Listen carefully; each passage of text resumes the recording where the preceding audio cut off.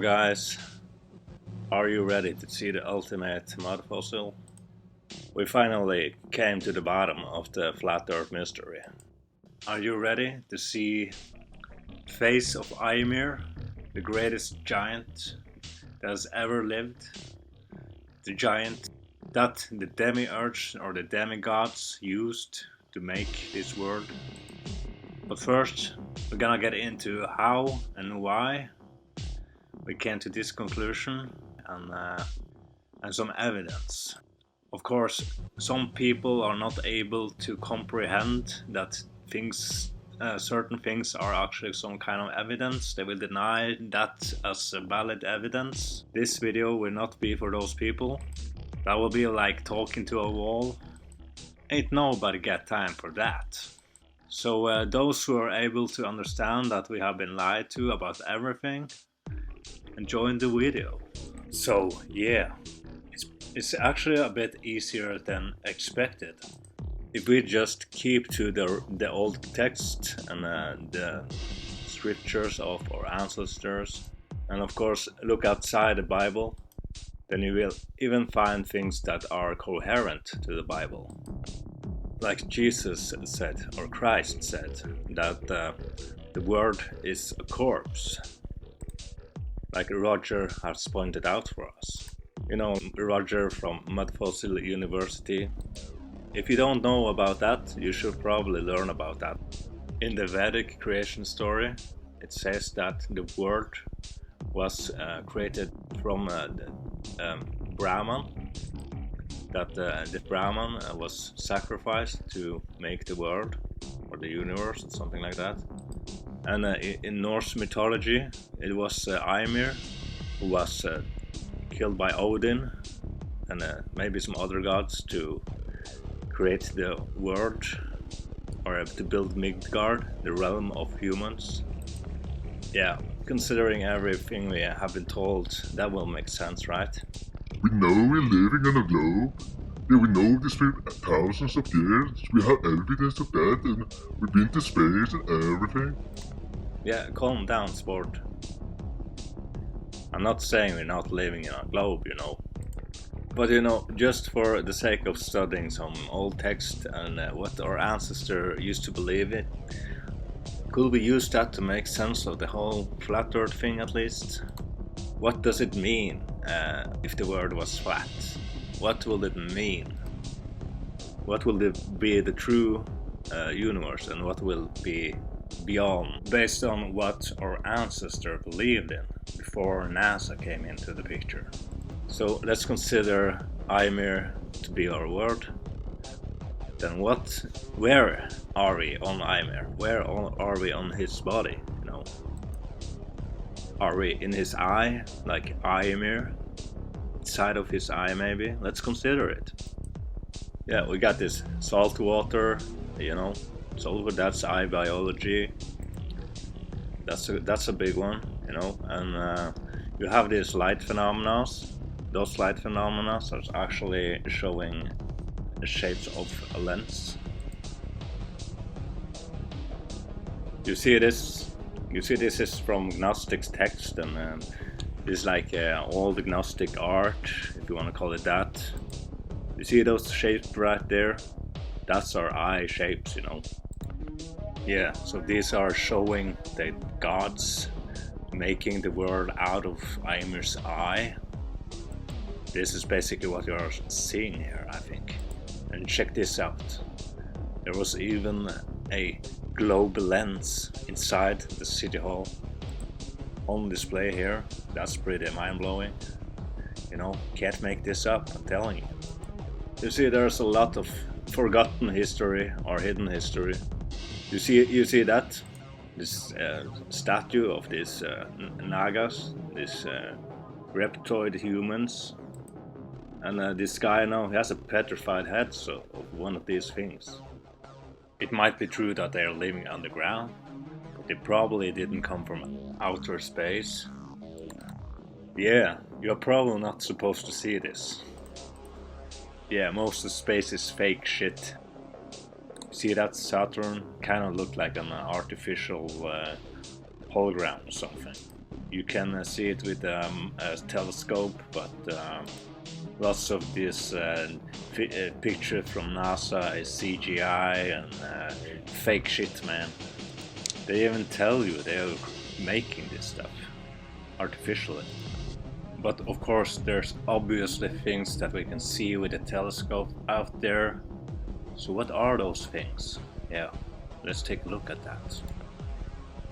As you can see here, these pictures from this old document, Philosophy of Sakura, is showing projection of the sun. It's taking place inside of the lens here, and the source of this projection is coming from somewhere else. Seemingly from this triangle shape thing here. Now we don't know the true nature of this light source, so it might as well be able to project dipole fields as well, if that is even the case. But it got some strong evidence here with this dipole picture.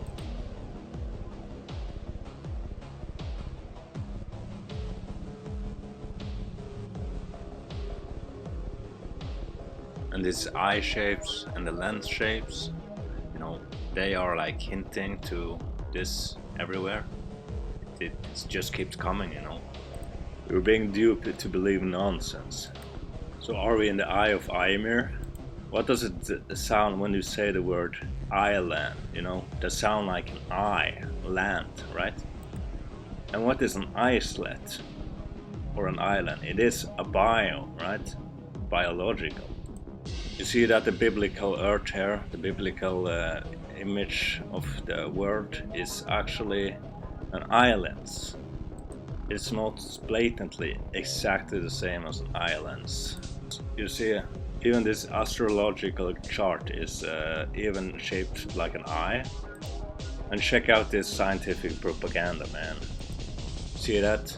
You can't make this stuff up. They're like telling the truth, or showing the truth while they'll fill your head with lies, you know. They're using the truth like to make you read this nonsense, you know. But we know we're living in a globe. Yes, don't worry, no one said you wasn't living in a globe, you know. We do live in a globe. That's part gonna be truth regardless how you interpret it. You see that globe is named for eye biology, and even orbit is a name for skull or eye socket biology, you know? It works like magic, you know. So that globe heads can gaslight flat earthers and actually saying the truth, even if their own interpretation is wrong. So then what is that we are looking at? The sky. What is the moon, the sun, the stars? What are the planets we can see in a telescope? When you look at some of the images in these Gnostic books, these Gnostic documents, this is from Philosophia Sakura. It actually referred to the world as an eye, but it was edited by a Freemason, one named Pike. I don't remember his full name, but you figure out who he is related to. This actually showed that the sun is like a reflection or a projection, and the light source coming from somewhere else. Maybe we can assume that this is the true source of life, like the true sun, and we are looking at like a copy, a reflection of it. And if you look at these things, it seems like this is also used to make holographic imagery on the sky. It could be working just like a holographic projection because you use optical crystal lenses to create holographic projections. And this could probably easily be done with this light source here, or this creation source. Maybe this is this triangle, and then the demiurge are hijacking it, using it for their own purpose, probably, you know. Yeah, so this could be the next step in transhumanism. They will put a hologram inside your brain if they can. They would build the matrix. So but how does astrology work? These so-called planetary objects has dipole fields, and that can explain the astrology part of it. You see, they even show the moon as a hologram. That's a clue right there. I don't think it is a digital hologram. I think it's something else. Now, we don't have much more concrete evidence of this, but this is for the sake of making sense of the space is not real notion. And if you're not a flat earthers, please don't make a big deal about it. All we want to do is to create the full picture of what it means if the world is flat. You don't have to believe in it. I quite frankly think you are a fool if you make a big deal of it, because flat earth never had a full model for me for the universe, and that was pretty disappointing, even back when I was a globetard. By the way, the curvature is pretty much debunked. Yeah, you can't find the curvature without a fisheye lens or wide angle camera or CGI. I mean, try to find one video that shows the curvature without a fisheye lens. Just try, I challenge you. And the stuff going behind the horizon, that's pretty much debunked too. It's actually perspectiving or optical illusion if you look into it. Just look at these videos here. They're just getting too far away, that's all. This is a big one. This is the big one for me that kept me sitting on a fence for years, But you gotta want to understand why there's flat earthers. You gotta truly engage in trying to understand why and what is going on, And I have lots of answers here, obviously. Now, what more evidence is there? There's a guy who called Danny Wilton who proved to us that there seemed to be a pineal gland in the nebula of Orion, in the Orion Nebula, So I played this video right while I'm speaking. I just want to say a big shout out to Danny Wilton for discovering this, and you should check out this video. It's going deeper into the esoteric stuff and some text and into some symbology of this. And a big shout out to Alchemos83 who provided some great pictures from some esoteric books and text. And also, of course, big shout out to London McLovin, the Rebuttal Bar, or King James. He changed his screen name, doesn't matter. I don't really know his real name, but big shout out to him. This video would not be possible if it was not for him. Yeah, so maybe you guys who watch this remember what I did with to create dragon portraits. I was in Warray and I captured some pictures, and the landscape show blatant impressions of a man, and it seems like in this area here, when the sun stands at one place, the mountains show the impression of a man, but when the sun sets, or at the night and evening, he transforms into a dragon. That's basically the metamorphosis expressing itself naturally. Isn't that amazing? That's like straight out of the metamorphosis, man. That's pretty much mind-blowing if you ask me. But yeah, I have documented this impression phenomena over and over again. So the big question is, can we make an impression of Ymir? What did he look like? You know how I do this? I always look for coherent impressions. So if I find multiple impressions of the same face, that means we are onto something. Then we know what biology we are looking at.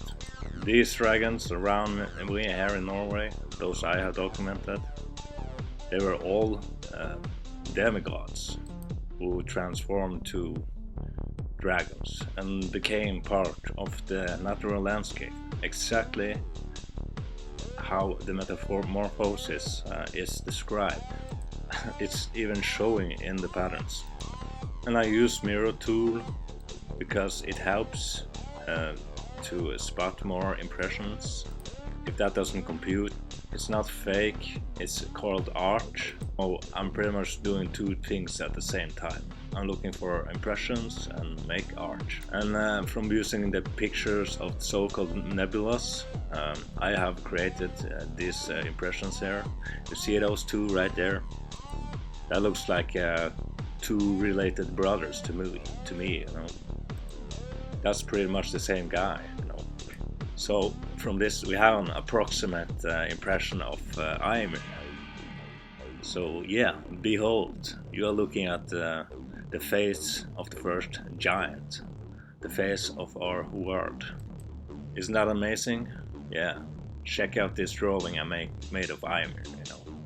He kind of looked like that. That is what I believe. Now it's not mind-blowing.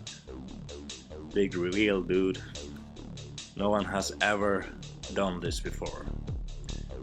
We are pioneers, dude. When I say we, I mean a reputable bar community. I could not have done this without these people, these fantastic people. London McLovin, what's her real name?